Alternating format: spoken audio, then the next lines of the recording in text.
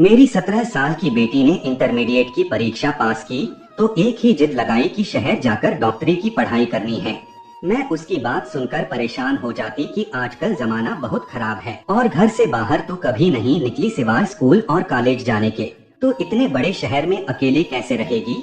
लेकिन इकलौती बेटी होने के नाते मुझे उसकी हर जिद प्यारी थी और मैंने ठान लिया कि अब बेटी को डॉक्टर बनाना है। मैंने अपने पति से उस बारे में बात की तो मेरे पति ने भी बिना झिझक इजाजत दे दी।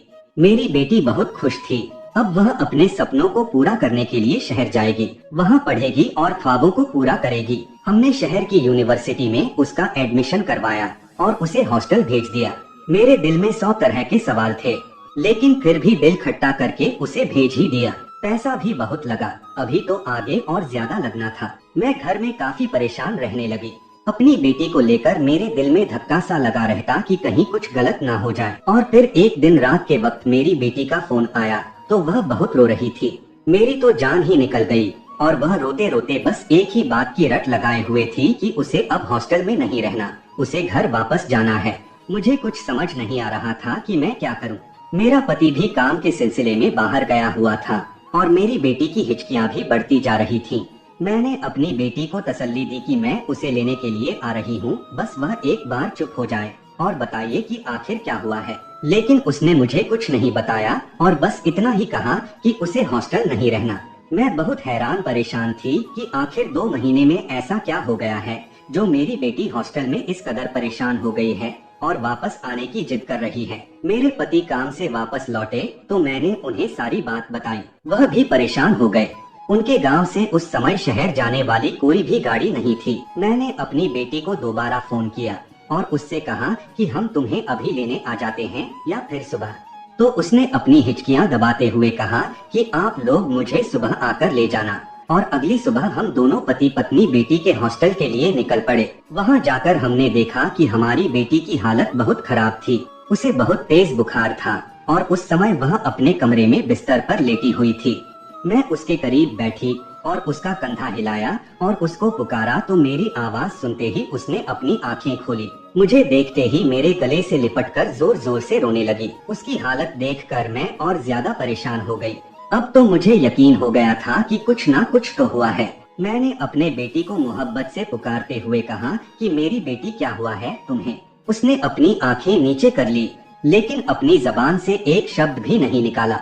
मैंने उससे बहुत जिद की, लेकिन बस उसने मुझे इतना ही कहा कि मुझे कुछ नहीं हुआ, बस मुझे हॉस्टल में नहीं रहना, मुझे वापस घर जाना है, मेरा आप लोगों के बगैर यहाँ दिल नहीं लगता। यह बात बहुत अजीब थी कि 2 महीने हॉस्टल में रहने के बाद मेरी बेटी कह रही थी कि उसका हॉस्टल में दिल नहीं लगता। मैंने अपने पति को कहा कि परेशानी की कोई बात नहीं है, बच्ची है, बस हॉस्टल में रहते हुए थोड़ा घबरा गई है, कुछ दिन के लिए हम इसे घर ले जाते हैं। हॉस्टल प्रिंसिपल से बात करने के बाद हम लोग अपनी बेटी को कुछ दिनों के लिए घर ले आए। घर आने के बाद भी उसकी हालत संवरी नहीं, बल्कि और भी बिगड़ती चली गई। उसको बहुत बुखार था और वह दिन ब दिन कमजोर होती जा रही थी। बहुत सारे डॉक्टरों से उसका इलाज करवाया, लेकिन कहीं से भी उसे आराम नहीं मिल रहा था। कम से कम 10 दिनों के बाद उसकी हालत थोड़ी बेहतर हुई तो हम दोनों पति पत्नी के दिल को भी चैन आया। मेरी बेटी बहुत हंसमुख थी, लेकिन जब से वह बीमार हुई थी हर समय अपने कमरे की लाइट बंद करके अंदर ही पड़ी रहती। आज मैं उसे कमरे से बाहर लेकर आई और धूप में बैठने के लिए कहा। कुछ देर तक तो मेरे साथ बैठी रही, लेकिन उसने मुझसे कोई भी बात नहीं की। पहले तो वह सारा दिन मुझसे बातें करते हुए थकती ना थी और अब इस कदर खामोश हो गई थी। अब तो मुझे जानना था कि आखिर हॉस्टल में ऐसा क्या हुआ है जिसने मेरी चांद सी बेटी को इस कदर मुरझा दिया है। कुछ दिनों में उसकी हालत बहुत बेहतर हो गई और वह बिल्कुल ठीक होकर पहले जैसी हो गई। उसको सेहतमंद देखकर हम दोनों पति पत्नी बहुत खुश हुए। हमारी खुशी की कोई इंतहा ना रही, लेकिन मुझे उसकी पढ़ाई का भी बहुत दुख हो रहा था। उसकी पढ़ाई का बहुत नुकसान हो रहा था, लेकिन उसकी पढ़ाई उसकी सेहत से ज्यादा जरूरी नहीं थी। जब वह बिल्कुल ठीक हो गई तो मैंने उससे कहा कि बेटा अब तुम्हें यूनिवर्सिटी वापस जाना चाहिए, तुम्हारी पढ़ाई का बहुत नुकसान हो रहा है। मेरी बात सुनकर वह बहुत परेशान हुई और मुझे उसकी परेशानी समझ में न आई। कुछ देर के बाद बोली, आप ठीक कह रही हैं, मुझे अब वापस जाना चाहिए। अगली सुबह जब मैं उसके कमरे में गई तो वह तकिया रखकर बहुत रो रही थी। मैं जल्दी से उसके पास गई और उसके मुंह से तकिया हटाया और उससे पूछा कि क्या हुआ है। तो कहने लगी कि मेरे पेट में बहुत दर्द हो रहा है, जो कि मुझसे बर्दाश्त नहीं हो रहा है। मैंने अपनी बेटी को जल्दी से उठाई और उसे लेकर अपने गांव के क्लिनिक आ गई। डॉक्टर ने उसको चेक किया और उसे दवा दी। डॉक्टर कहने लगा कि दवा खाने के बाद कुछ देर बाद यह बिल्कुल ठीक हो जाएगी। घर आकर मैंने उसे दवा खिलाई और थोड़ी देर बाद मैंने जब उसकी तबीयत पूछी तो कहने लगी कि अब मुझे ज्यादा दर्द नहीं हो रहा। मेरा दिल अब हर समय बेचैन रहने लगा। मेरी एक ही बेटी है और वह भी हर समय बीमार रहने लगी। यह सोचकर मैं बहुत दुखी हो जाती। अब तो यह रोज ही होने लगा। उसके पेट में बहुत दर्द उठता और मैं उसे क्लिनिक ले जाती। अंदर क्लिनिक में डॉक्टर अल्ट्रासाउंड वाले कमरे में 10 मिनट तक उसको चेक करता और वह उसे दवा देता। कुछ देर तक वह ठीक हो जाती। मुझे कभी कभी लगता था कि दाल में कुछ काला है, लेकिन फिर मैंने अपनी सोच को झटक दिया। मेरे पति ने मुझे कहा कि हमारी बेटी की अब शादी की उम्र है, वह हॉस्टल जाना नहीं चाहती और वह आगे पढ़ना भी नहीं चाहती है। हम ऐसा करते हैं, उसकी शादी कर देते हैं। मैं परेशान थी कि अब अपने पति को कैसे बताऊं कि इसकी तो सेहत ही खराब है। अब हर समय उसके पेट में दर्द रहने लगा है, लेकिन मैंने अपने पति से कोई बात नहीं की और उसकी हाँ में हाँ मिलाई। एक दिन मेरे पति ने मुझे कहा कि उनके दोस्त का बेटा डॉक्टर है, वह हमारे घर रिश्ता लेकर आना चाहता है। मैंने कहा ठीक है, आप बुला ले रिश्ता देखने के लिए। लड़के की माँ और लड़का आया था। हमें लड़का बहुत पसंद आया। उसका शहर में एक घर था, लेकिन वह रिश्ता किसी अच्छी गांव वाली सुलझी हुई लड़की से करना चाहता था, जो उसका घर अच्छे से संभाल सके। और फिर मेरे पति तो उनके दोस्त थे, तो हमें भी कोई ऐतराज नहीं था और ना ही उन्हें कोई ऐतराज था। हम लोगों ने रिश्ता पक्का कर दिया और 2 महीने के बाद शादी की तारीख भी तय हो गई। मेरी बेटी एकदम से बिल्कुल ठीक हो गई। इस बात ने मुझे हैरानी के साथ साथ खुश भी कर दिया। और फिर वह दिन भी आ गया जिस दिन मैंने अपनी चांद से प्यारी बेटी को विदा कर दिया। उसके जाने के बाद हमारा घर बहुत वीरान हो गया। मेरी बेटी हमें मिलने के लिए 1 महीने के बाद आती और मेरे पूछने पर वह हमेशा यही कहती कि मैं बहुत खुश हूँ। उसकी यह बात सुनकर मेरे दिल को भी सुकून मिल जाता। और फिर एक दिन एक फोन कॉल ने मेरे पैरों तले से जमीन खींच ली। वह फोन मेरी बेटी के ससुराल वालों की तरफ से था। हम लोग जैसे ही अपनी बेटी के ससुराल पहुँचे तो मेरी बेटी ने बताया कि मेरी सास सुबह की गई हुई है और अभी तक वापस नहीं आई। पूरा मोहल्ला छान मारा, किसी ने भी उसे सुबह से नहीं देखा। हम लोगों ने दोबारा पूरा मोहल्ला छान मारा, लेकिन मेरी बेटी की सास कहीं नहीं मिली। मेरे पति ने अपने दोस्तों के जरिए पुलिस में भी कंप्लेन दे दी। पुलिस भी आ गई, लेकिन मेरी बेटी की सास के बारे में कोई भी पता नहीं लगा सका। आखिर वह कहाँ गई। मेरी बेटी के घर में एकदम से भूचाल आ गया था कि आखिर मेरी बेटी की सास कहाँ जा सकती है। हम लोग तो शाम तक वापस आ गए। मेरी बेटी का पति अपने किसी काम के सिलसिले में विदेश गया हुआ था। 1 महीने के बाद मेरी बेटी का पति भी वापस लौट आया था, लेकिन उसकी सास का कोई अता पता नहीं था। 2 हफ्तों के बाद एक दिन अचानक ही मेरी बेटी शाम के समय अपने कपड़ों का बैग साथ लिए घर आ गई। वह बहुत परेशान थी। मैंने उसे बैठाया, पानी वगैरह पिलाया और उससे पूछा कि क्या हुआ है। तो मेरी बेटी ने कहा, माँ मुझे माफ कर दो, मैं बहुत बुरी बेटी हूँ। उसकी बातें सुनकर मैं हैरान रह गई। आखिर तुम ऐसा क्यों कह रही हो? तो उसने मुझे जो बातें बताई उन्हें मैं सुनकर एक बार कांप कर रह गई। मेरी बेटी ने मुझे बताया कि सास के गायब हो जाने के बाद मेरा पति विदेश से लौट आया। वह भी बहुत परेशान था। उसने हर मुमकिन कोशिश की, ढूंढने की कोशिश की, लेकिन उसका कहीं पता न चला। मुझे महसूस हो रहा था जैसे वह अपनी माँ को लेकर बहुत ज्यादा परेशान है, इसीलिए शायद वह मुझे नजरअंदाज कर रहा है। लेकिन कुछ दिनों के बाद उसने मुझे पूरी तरह से नजरअंदाज कर दिया। मैंने उससे बात करने की कोशिश की और उसे कहा कि जब से आप आए हैं आपने मेरे साथ कोई बातचीत नहीं की। मेरा पति मुझे कहने लगा कि मैं अपनी काम में व्यस्त हूँ। मुझे किसी की परवाह करने की कोई जरूरत नहीं है। अपने पति का यह जवाब सुनकर मुझे यकीन नहीं आ रहा था कि यही मेरा पति है, जो मुझसे इतने मीठे शब्दों में बात करता था, अब इस कदर तल्ख शब्दों में बोल रहा है। मैंने उससे पूछने की बहुत कोशिश की कि मुझसे कोई गलती हुई है तो मुझे बताओ, लेकिन उसने अपने लबों से कुछ ना कहा। कुछ दिन के बाद मुझे यूं महसूस हुआ जैसे घर में किसी चीज की तैयारी चल रही है। मैं किचन में आई तो मेरी नंद तरह तरह के खाने बना रही थी। मैंने उससे पूछा कि क्या हुआ है, आज इस कदर तैयारियां क्यों हो रही है? तो उसने मुझसे रोक जमाने वाले अंदाज में कहा कि आज घर में कुछ मेहमान आने वाले हैं और आप अपने कमरे में ही रहना, नहीं तो अच्छा नहीं होगा। अपनी नंद का यह रवैया भी मेरे समझ से बाहर था।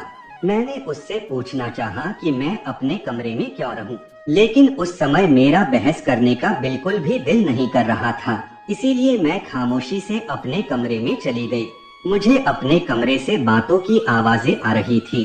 मेरा पति और मेरी नंद दोनों ही बहुत खुश नजर आ रहे थे। मेरी तबीयत बहुत खराब थी, लेकिन मैंने किसी को भी नहीं बताया। पिछले कुछ दिनों से मुझे बहुत ही ज्यादा चक्कर आ रहे थे। आज भी मुझे बहुत चक्कर आने लगे और साथ ही उल्टी शुरू हो गई। मैं बहुत घबरा गई।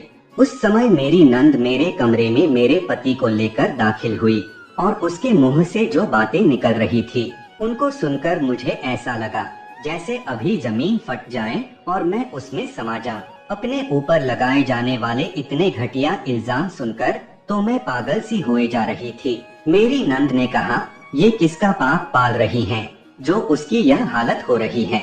मैं चकराते सर के साथ बेड पर बैठ गई। मेरा पति मेरे पास आया और उसने मुझे 2 थप्पड़ मारे और मुझे कहा कि बता गंदी औरत, तेरे पेट के अंदर किसका पाप पल रहा है। मैं दिल में सोचने लगी कि एक डॉक्टर होकर यह ऐसा कैसे कर सकता है। मैंने पक्का इरादा कर लिया था कि मैं कभी भी उनको नहीं बताऊंगी कि मेरी यह हालत किस वजह से है। मैं तो पहले ही चकरा रही थी। थप्पड़ों की वजह से मैं बेहोश हो गई। मुझे जब होश आया तो मैंने देखा कमरे में कोई नहीं था और बाहर से मेहमानों की बोलने की आवाज आ रही थी। मैं उठकर दरवाजे तक आई तो बाहर से आवाज आई कि हम यह रिश्ता पक्का समझें। मुझे समझ नहीं आ रहा था कि मुझ पर इतना घटिया इल्जाम लगाकर किसका रिश्ता पक्का किया जा रहा है।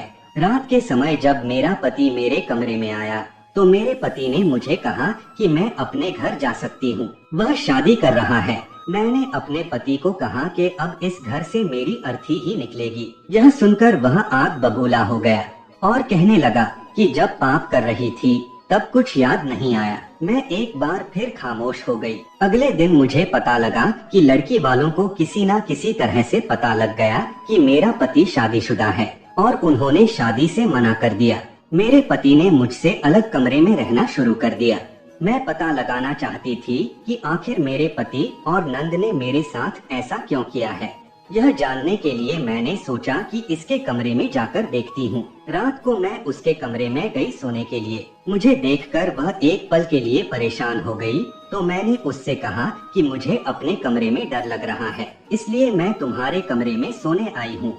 और मैं जाकर आराम से बेड पर लेट गई। 5 मिनट के बाद मैंने हल्की सी आंख खोलकर देखा तो वह कमरे के बीच में एक कपड़ा बिछाकर उसके ऊपर बैठकर कुछ पढ़ रही थी और ऐसा महसूस हो रहा था जैसे उसका मानसिक संतुलन खो गया हो। थोड़ी देर के बाद वह मेरे करीब आई। मेरे दिल में डर की एक लहर उठी। मुझे ऐसा लगा जैसे अभी वह मुझे कुछ कर देगी, लेकिन वह चुपचाप आकर मेरे करीब बैठ गई। उसकी बातें सुनकर मेरे सर पर 7 आसमान आ गिरे और मेरे कदमों तले से जमीन सरक गई। वह मुझे कहने लगी, भाभी तुम कितनी ढीठ इंसान हो। मैंने हर मुमकिन कोशिश की तुम्हें घर से निकालने की, लेकिन तुम निकली ही नहीं। तुम्हारा पति तुम्हारा नहीं रहा, तुम पूरी तरह से अकेली रह गई हो। अगर खुश मैं नहीं हूँ तो तुम्हें भी रहने नहीं दूंगी। मैंने इतना सब कुछ कर लिया, लेकिन तुम फिर भी नहीं निकली इस घर से। तुम्हारे मोबाइल फोन से मैंने तुम्हारे पति को नकली मैसेज भेजे, जिससे उसको पक्का यकीन हो गया कि तुम और मर्द के साथ बातें करती हो। तुम्हारे दूसरे मर्दों के साथ संबंध है। फिर मैंने अपने भाई की दूसरी शादी करवाने का सोचा। उसका रिश्ता भी तय कर लिया और तुम्हारा सर दर्द और उल्टी आना, इन सब ने मेरा काम और भी आसान कर दिया। मुझे रात को पता चला कि तुम्हें कैंसर है और तुम बहुत जल्द मरने वाली हो। तो अब मुझे तुम्हें मारने का कोई इरादा नहीं है। और जब इस बात का पता मेरी माँ को चला तो वह मुझे रोकना चाहती थी। मेरी माँ चाहती थी मेरे बेटे का घर खराब ना हो। और फिर मैंने भी हमेशा हमेशा के लिए अपनी माँ को रास्ते से हटा दिया। मैंने अपनी सगी माँ को ही मार दिया और इस बात का पता आज तक कभी भी किसी को नहीं लगा। तुमने बहुत गलत किया भाभी। इस घर में आकर मेरे भाई के साथ शादी करके मैं अपनी दोस्त के साथ उसकी शादी करवाना चाहती थी, लेकिन मेरे भाई ने कहा वह अपनी पसंद की शादी करेगा और वह तुम्हें पसंद करता था। कुछ साल पहले तुम और मैं एक ही स्कूल में पढ़ते थे और तुम हमेशा फर्स्ट आती और मैं पीछे रह जाती। मैंने तभी सोच लिया था कि मैं तुम्हें बर्बाद कर दूंगी, लेकिन फिर तुम लोग गांव चले गए और उसके बाद जब तुम शादी करके इस घर में आई, तुम्हें देखते ही मैंने कहा था अब तुम नहीं बचोगी और देखो मैंने तुम्हें बर्बाद कर दिया। अपनी नंद की इतनी भयानक बातें सुनकर मैं दंग रह गई, पर खामोश पड़ी रही। मुझे पूरा यकीन हो गया कि मेरी नंद एक साइको पेशेंट है। बचपन की बातें मुझे तो याद नहीं थी और उसने तब से ही मेरे लिए अपने दिल में नफरत पाल रखी थी।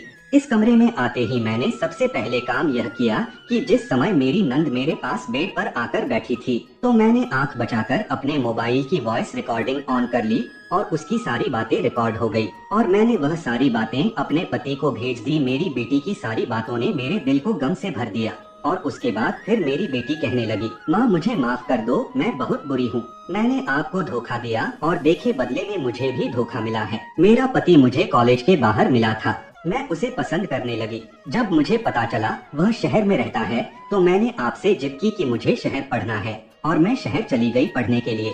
वहाँ मैं रोजाना अपने डॉक्टर पति से मिलती और फिर एक दिन उसने मुझे कहा कि वह मुझसे शादी करना चाहता है। मैंने भी हाँ कर दी। अब मैं आगे नहीं पढ़ना चाहती थी, इसीलिए मैंने इतने दिनों तक बीमारी का नाटक किया और जब मेरे पेट में दर्द हुआ तो क्लिनिक जाने लगी। वहाँ मैंने देखा कि अंदर क्लिनिक में वही मेरा पति ही बैठा था। वह अपने किसी दोस्त डॉक्टर की जगह पर आया हुआ था।